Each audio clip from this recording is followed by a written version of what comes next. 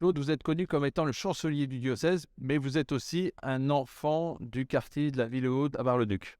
Oui, c'est mon enfance. J'ai passé toute mon enfance ici, à 50 mètres de l'église.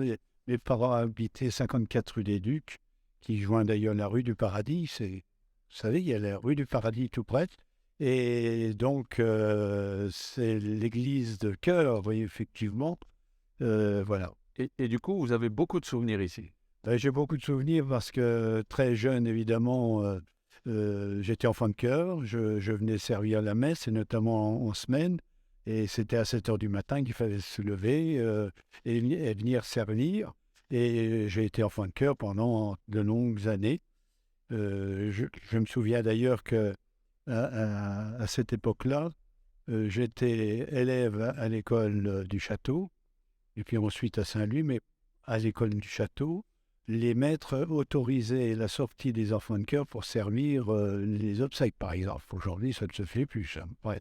Donc voilà, oui. Vous avez d'autres souvenirs familiaux ici de ça? Alors, ben, j'ai fait ma profession de foi. À l'époque, c'était la communion solennelle.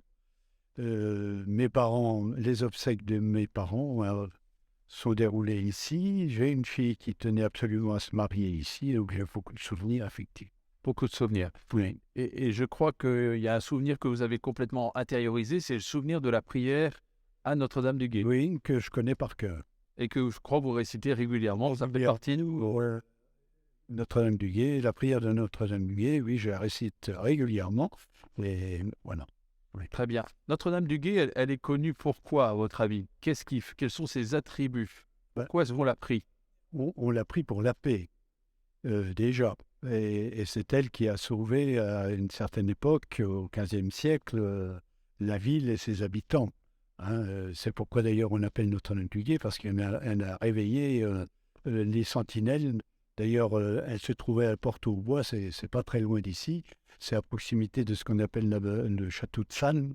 Euh, voilà, donc c'est vraiment la paix. On l'a pris pour la On paix. l'a pris pour la paix. Et on la remercie d'avoir protégé la population parisienne.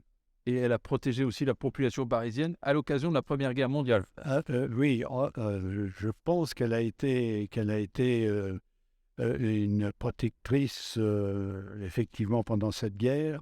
Et elle a été priée pendant la guerre, et pendant les deux guerres d'ailleurs, ouais, 39-45 également. On sait que par le passé, il y a eu des marches les premiers dimanches de Alors moi, chaque mois. je n'ai pas connu, ça, c'est très ancien.